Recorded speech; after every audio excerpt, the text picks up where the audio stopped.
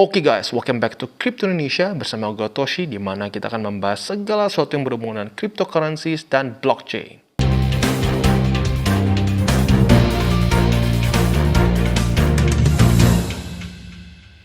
Oke, jadi pada hari ini kita akan membahas mengenai Ethereum. Tapi sebelum kita masuk ke pembahasan kita, gue ada disclaimer dulu nih. Di sini gue bukan sebagai financial advisor. Gue ingetin sekali lagi. Tapi gue adalah crypto enthusiast, di mana semua dari yang kita bahas di Crypto Indonesia ini adalah bersifat edukasi dan entertainment only. Jadi ingat, saat kita mau invest dalam cryptocurrency, do your own research. Oke, kita lanjut. Jadi Ethereum ini didirikan oleh Vitalik Buterin, Charles Hoskinson, dan Gavin Wood, dan beberapa founder lainnya. Tetapi 3 nama ini yang paling gue highlight, karena nanti kedepannya kita akan sering kali membahas 3 nama orang ini. Jadi ingat, keep in mind, 3 orang ini penting sekali. Jadi pada tahun 2014 mereka memutuskan untuk membangun Ethereum. Walaupun ide awal ini awal dari Vitalik Buterin, di mana dia awalnya berargumen dengan para developer dari Bitcoin mengenai teknologi Bitcoin dan blockchain, yang menurut dia lebih bisa dimanfaatkan untuk mendevelop aplikasi yang bisa digunakan untuk mengkaitkan aset nyata seperti saham, properti ke dalam blockchain itu sendiri. Di mana Bitcoin fokus terhadap bagaimana caranya Bitcoin ini menjadi currency pengganti fiat yang ada di dunia.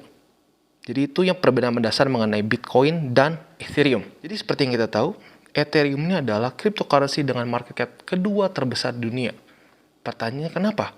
Padahal cukup banyak kripto lain yang sebenarnya lebih tua daripada Ethereum ini sendiri, tetapi memiliki market cap yang lebih rendah daripada Ethereum. Contohnya seperti Ripple, LTC, dan lain-lain lagi.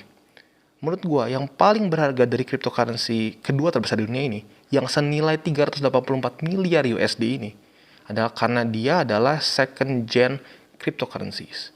Apa itu second gen cryptocurrency? Yaitu adalah cryptocurrency yang definisinya itu sebenarnya simpel banget. Yaitu adalah cryptocurrency yang didesain untuk memiliki kemampuan untuk membangun smart contract dengan lebih mudah di networknya. Dan Ethereum ini adalah cryptocurrency second gen pertama dan arguably second gen crypto tersukses di industri cryptocurrency. Jadi itu menurut gue yang menjadi alasan kenapa Ethereum ini menjadi cryptocurrency kedua paling berharga di dunia.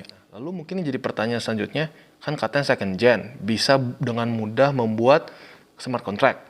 Nah pertanyaannya, apa itu smart contract sendiri? Sebenarnya sesuai dengan namanya, smart contract adalah kontrak. Tapi apa bedanya dengan kontrak biasa yang kita lakukan di dunia nyata dalam tanda kutip? Biasa saat kita membuat satu kontrak, kita akan melegalisirnya dengan cara dibawa ke notaris. Nanti itu akan berkekuatan hukum. Saat itu berkekuatan hukum dan ada salah satu pihak yang melanggar syarat dan ketentuan dari satu kontrak tersebut, maka dia akan bisa paling parahnya dibawa ke pengadilan, disu. Itu yang paling parahnya.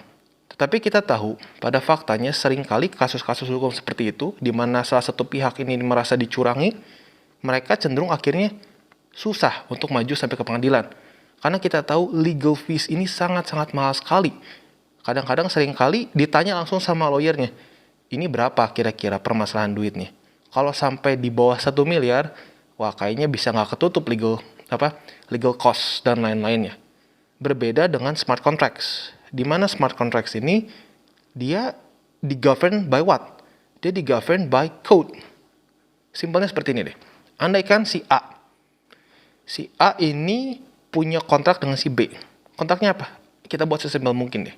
Dia harus kirim misalnya pasir 1 ton. Saat dia kirim pasir 1 ton ke si B, di tempat tertentu yang sudah ditentukan, saat dia sudah memberikan pasirnya, dia akan diberikan senilai uang misalnya andaikan lah ya, 100 juta.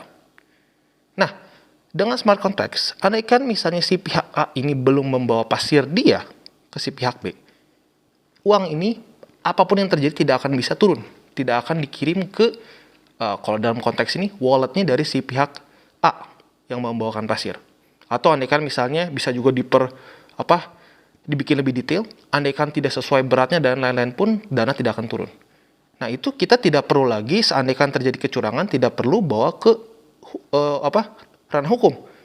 Karena by the smart contract itself, dia tidak akan langsung menurunkan uangnya.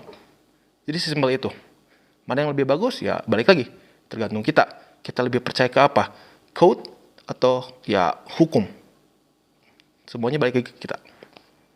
Oke, jadi kita tadi sudah bahas mengenai smart contracts, tapi itu bisa dibilang sangat simpelnya. Tapi bagaimana kalau beberapa smart contracts bisa digabungin menjadi satu hal lain? Apa itu? Itu adalah dApps atau Decentralized Apps. Orang mungkin bingung, aduh apalagi ini dApps, pusing. Enggak sebenarnya, simpel sekali. dApps itu adalah, ya, apps biasa saja. Seperti apa contohnya? WhatsApp, Facebook, Instagram, itu semua application kita pakai sehari-hari. Tetapi semua penyimpanan data mereka itu centralized. Di mana dengan kita menggunakan dApps ini sesuai dengan namanya, data kita akan terdecentralized. Secara teori lebih aman dan juga bahkan lebih unik lagi apa? Ya mereka bisa berjalan secara mandiri tanpa harus dikontrol oleh beberapa dimonopoli atau dikontrol oleh beberapa orang saja. Seperti itu. Jadi kebayang guys, dApps saja sebenarnya sudah sangat keren banget. Kebayang Facebook, in theory bisa dibangun di Ethereum, tapi semuanya decentralized. Data kita lebih aman. Itu sudah keren. Tapi sebenarnya yang bikin Ethereum menjadi lebih berharga lagi adalah, karena ada kemungkinan kita bisa membuat dApps ini, kita di waktu bersama bisa membuat DeFi, atau Decentralized Finance. Di mana kita seperti biasa, maksudnya di dunia real, kita lebih sering memakai CeFi, Centralized Finance atau Legacy Finance, di mana kita memakai bank dan platform-platform lainnya yang semuanya tersentralisasi. Dengan kita menggunakan DeFi ini semua app-nya ini terdecentralized. Contohnya seperti apa? Pasti pernah dengar yang namanya Uniswap atau PancakeSwap. Yang swap-swap deh, banyak pasti sering dengar. Nah, sebenarnya apa? Mereka itu adalah DeFi, Decentralized Finance. Lebih tepatnya lagi DEX, Decentralized Exchange mereka itu. Di mana kita bisa semua transaksi semuanya diberlakukan oleh code saja. Tidak perlu ada maintenance dan lain-lain, semuanya berjalan dengan sendirinya, dengan code. Luar biasa sekali. Jadi sebenarnya menurut gua itu yang membuat Ethereum ini menjadi sangat luar biasa berharga. Karena dia bisa meng-host DeFi yang luar biasa besar sekali potensinya. Dan sampai sekarang ini adalah network yang paling banyak network yang paling banyak menaungi DeFi di seluruh cryptocurrency. Di seluruh crypto space. Kebayang? Itu yang membuat Ethereum menjadi sangat-sangat berharga sekali. Tapi selain dari itu, yang menjadi alasan lain juga kenapa Ethereum menjadi sangat berharga sekali adalah karena ERC-20-nya. Atau lebih tepatnya ERC-20 Token Standard. Di mana banyak yang tidak tahu, USDT contohnya, stablecoin terbesar di dunia, itu ternyata adalah token dari Ethereum. Dia adalah token ERC-20. Jadi kebayang, stablecoin terbesar di dunia itu adalah token dari ERC-20, dibangun di Ethereum Network. Luar biasa sekali. Dan yang bahkan banyak orang tidak tahu juga, mungkin bingung juga, kenapa ada Bitcoin yang namanya WBTC. Harganya basically almost the same, atau bahkan sama persis deh dengan BTC. Sebenarnya WBTC ini adalah wrapped Bitcoin. Di mana Bitcoin ini adalah bisa dibilang kalau ininya sintetis dari Bitcoin. Dia harganya akan terus mengikuti Bitcoin, tapi dalam bentuk ERC-20. Lah, gunanya apa? Gunanya adalah dengan dia bentuknya ERC-20, berarti Bitcoin ini wrap ini akan bisa berhubungan dengan DeFi yang gua bahas. Sementara kita tahu Bitcoin rata-rata tidak bisa dijadikan kita nggak bisa staking dengan Bitcoin. Kita hanya bisa mining dengan Bitcoin. Tapi dengan adanya wrap BTC, kita bisa jadi liquidity provider dan juga kita bisa lending dan lain-lain di DeFi yang ada di Ethereum. Itu penjelasan singkatnya. Jadi luar biasa sekali. Dan ini juga akan nyambung ke pembicaraan selanjutnya yang gak kalah luar biasa. Selanjutnya apa sih yang keren dari Ethereum lagi? Yaitu dia bisa memiliki NFT. Di mana NFT ini cukup berbeda dengan token. Token dia sifatnya fungible. Makanya bernama fungible token. Yang menjadi token. Contohnya seperti USDT. Satu USDT akan sama dengan satu USDT lainnya. Fungible. Tetapi berbeda dengan NFT. Di mana NFT ini justru digunakan sebagai authenticator, di mana hanya akan ada satu atau beberapa saja limited sesuai dengan yang didesain oleh orang yang membuat NFT ini. Contohnya apa? NFT yang bernama Every Days, The First 5,000 Days. yang terjual senilai 69 juta US dollars. Dan bahkan ada juga yang unik juga buat orang-orang yang suka meme nih. Pasti tahu meme Dogecoin atau Doge di Indonesia. Itu sudah dijadikan NFT dan terjual senilai 4 juta US dollars. Mungkin orang bingung, kenapa bisa dijual semahal itu? Padahal kan saya bisa download secara gratis gitu di Google atau dimanapun. Kenapa jadi mahal? Karena yang dimiliki oleh orang yang membayar 4 juta dan 60 juta US dollar itu adalah versi otentiknya. Di mana itu dimint atau dikeluarkan oleh orang tertentu. Nah, kebayang potensinya kalau NFT ini dipakai oleh pemerintah. Contohnya apa? Kita bisa membuat NFT akte tanah, di mana tidak lagi akan terjadi double akte. Bisa tuh kan, sering terjadinya satu tanah ini menjadi sengketa karena aktenya double, ribut sampai ke pengadilan dan lain-lain. Susah siapa yang real, karena bentuknya hanya kertas. Datanya pun ya bisa sama persis saja, orang nggak tahu ini yang mana yang real. Tapi kebayang saat kita sudah punya NFT, permasalahan itu semua akan jadi permasalahan di masa lalu. Itu semua bisa terselesaikan oleh NFT. Dan bisa banyak lagi sekali aplikasinya selain dari itu.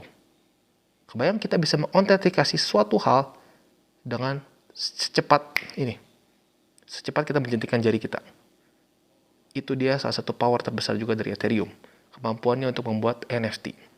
Oke, jadi kesimpulannya, menurut gua, Ethereum ini adalah cryptocurrency yang sangat berharga sekali dan cukup dominan di dalam portofolio gua.